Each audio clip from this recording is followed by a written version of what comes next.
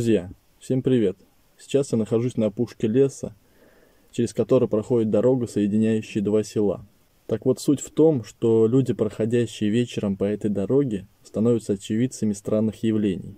Становятся не по себе, появляется внутренний страх, тревожность, а некоторые даже слышали, как их взывают к себе из темноты леса умершие родственники.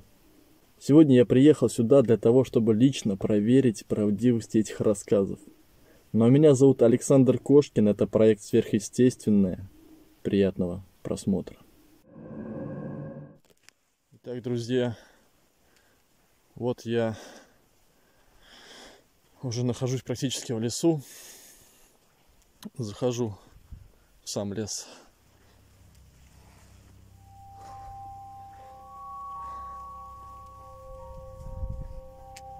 Здесь очень просто большое пространство, и из-за этого свет от фонаря слишком сильно рассеивается.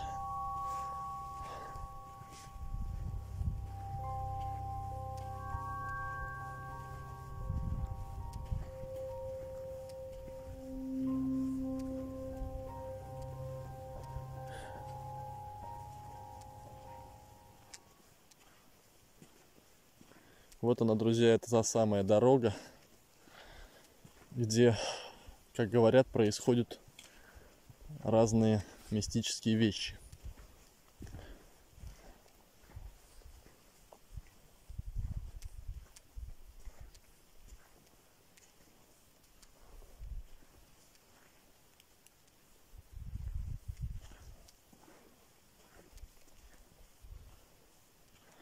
Так, сейчас пока прервусь. Когда зайду поглубже в лес, продолжу запись. Итак, друзья, вот я зашел на середину этой дороги. Сам по себе лес небольшой.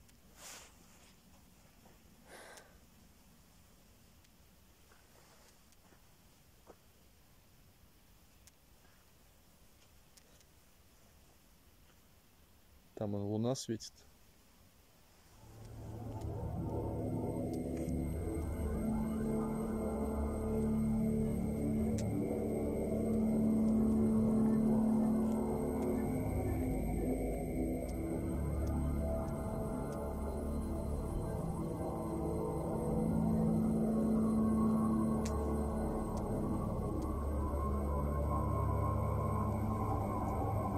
По ощущениям, друзья, в принципе, есть какая-то тревожность, но может быть от того, что я просто нахожусь один в лесу.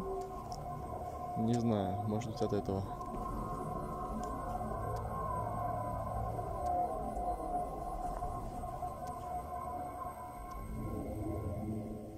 Не пойму, то ли птицы шумят в лесу, то ли еще что-то.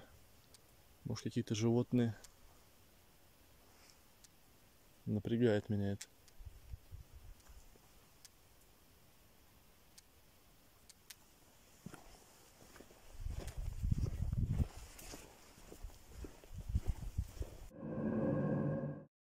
Так, друзья, я решил вернуться, потому что не понравились мне там подозрительные звуки в лесу.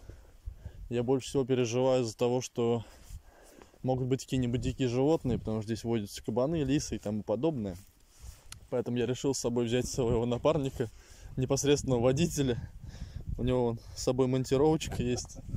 Мы немножко подстраховались. Сейчас возвращаемся обратно на место и сразу будем проводить эксперимент.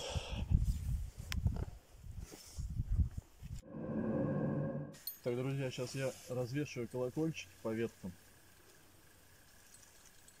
Они будут служить, если что, как сигнал, если что-то захочет вступить с вами в контакт. И сейчас еще на другое дерево.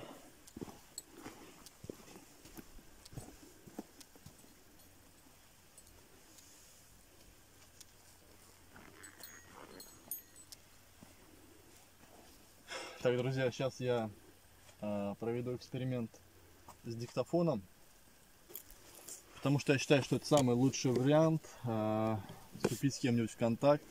Возможно, кто-нибудь что-нибудь нам скажет. Сейчас мы это проверим. Так, друзья, сейчас включаем диктофон. Если в этом лесу кто-то есть, какая-то сущность, дай нам знак. Скажи что-нибудь.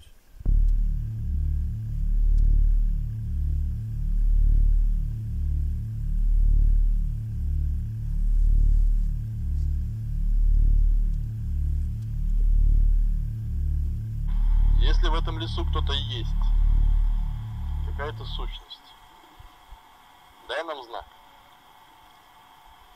Скажи что-нибудь.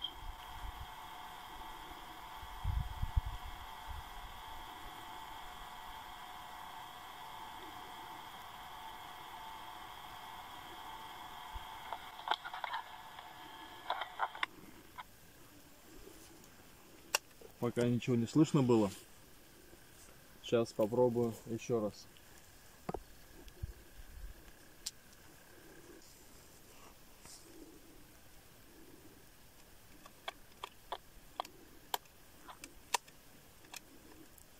Если здесь кто-то есть, дай знак.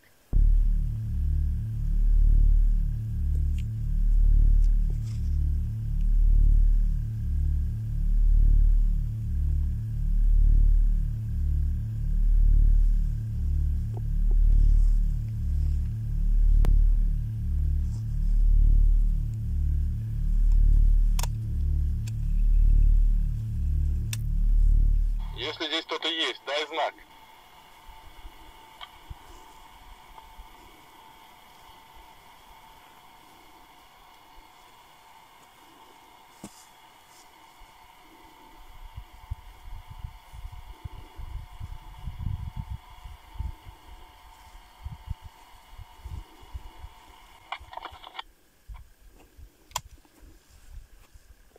Не знаю, я ничего не слышал. Ты что-нибудь слышал? Нет. Знаешь, что предлагаю? Может, просто посидеть, попробовать в тишине. Чуть-чуть. Какое-то время. Сейчас, друзья, мы посидим немножко в тишине. Послушаем. Может быть, что-то услышим.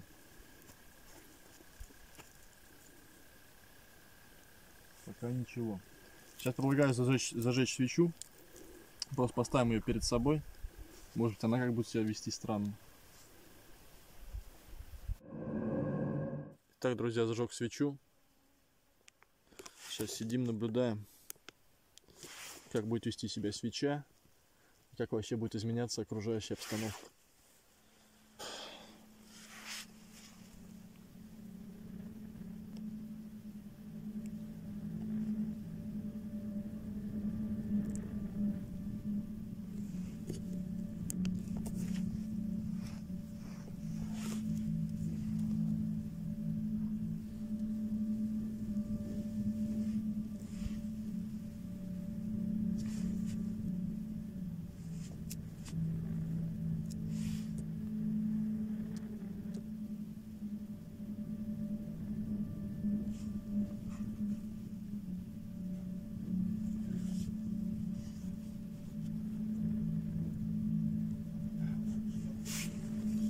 Свеча тухнет.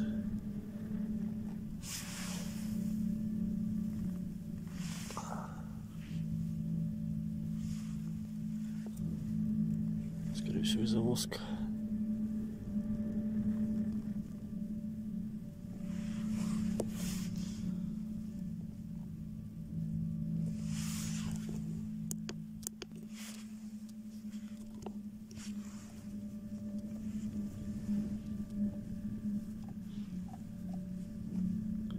Просто непроглядная темень.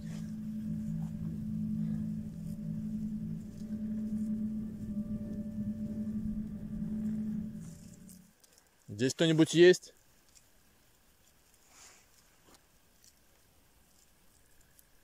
Ау!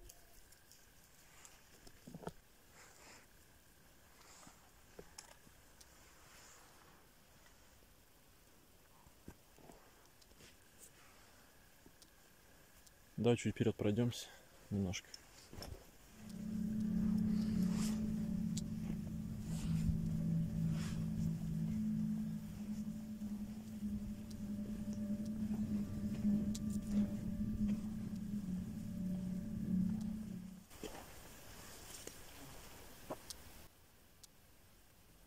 тоже это слышал? Мгм. Как будто кто-то кашлянул или что-то типа того, да? Что-то наподобие. Не знаю, камера записала, нет? Был какой-то звук. Вон оттуда, друзья. По ощущениям, как будто метров 30 от нас, да? 40. Ну, примерно.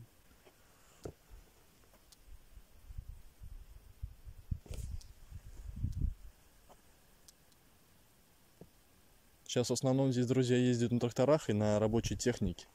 А раньше эта дорога была очень такая оживленная. Здесь часто ходили люди в соседнее село. 10 примерно час по дороге, по этой. Через лес, дальше через поле. И вот именно этот промежуток дороги, вот он считается таким мистическим, потому что про него ходит много таких разных жутких рассказов.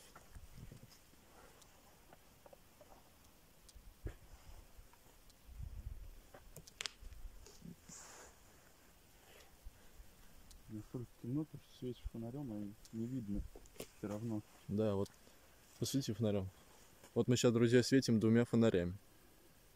И вот такая вот темень. Только видно вблизи. Метров, наверное, 10 видно.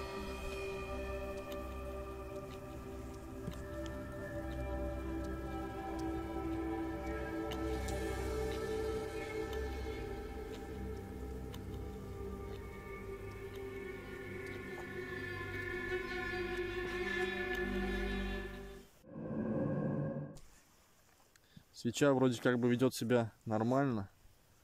Никаких изменений особо не было. Колокольчики тоже у нас вот висят. Я не слышал, чтобы они как-то издавали какие-то звуки.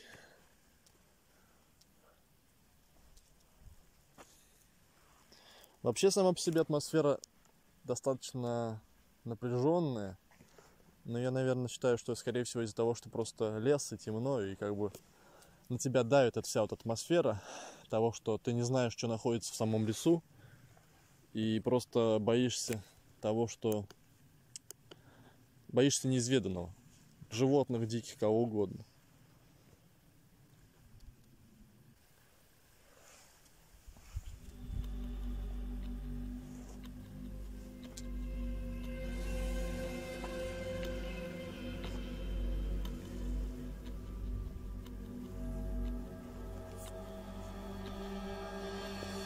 Здесь кто-нибудь есть?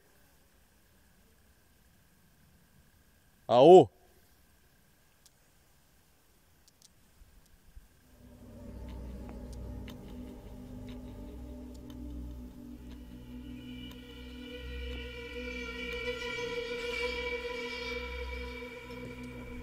Так, друзья, посидим еще немножко.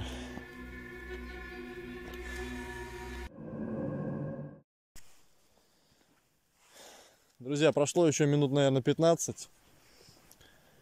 Нас уже съели комары, честно говоря. Мы походили. Но не знаю, к сожалению или к счастью, ничего нет. Ну, вглубь леса заходить куда-то не особо хочется сейчас. Да, просто вот в сам лес лезть, как бы, я думаю, нет смысла. И по рассказам, как бы, это все происходило именно на дороге, когда вот люди шли вдоль леса по дороге. Получается, никто не заходил в лес, и ничего такого не было. Соответственно, я считаю, что нет смысла лезть в кусты, туда, в чащу.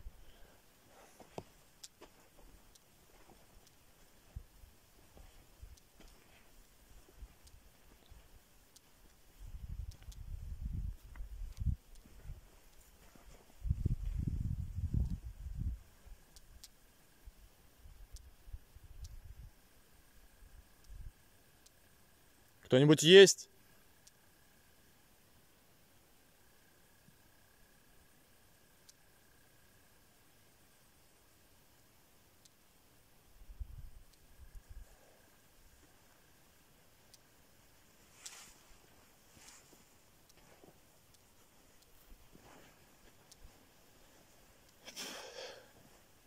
Вот это, конечно, друзья, минус большой локации. Точнее, как вам сказать, минус того, что снимаешь на открытой местности ночью.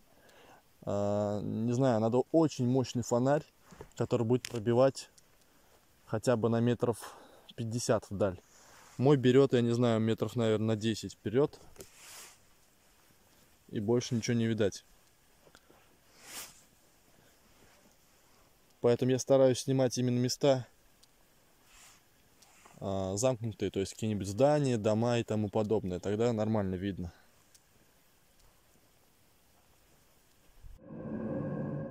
Итак, друзья, мы пробыли здесь достаточно долгое время, потому что пока я ходил один, потом я возвращался к машине, и прошло много времени. Что я могу сказать? То, что скорее всего здесь ничего нет. Не знаю. Были различные шорохи, звуки в лесу, но это может быть животные, скорее всего. А эксперименты вообще ничего не показали. То есть колокольчики не звенели, диктофон на записи ничего не было слышно, свеча ведет себя спокойно. Соответственно, я делаю вывод, что ничего сверхъестественного здесь нет. Скорее всего, просто люди сами себе придумали. Это называется самонакручивание. Сейчас мы собираемся отправляться домой.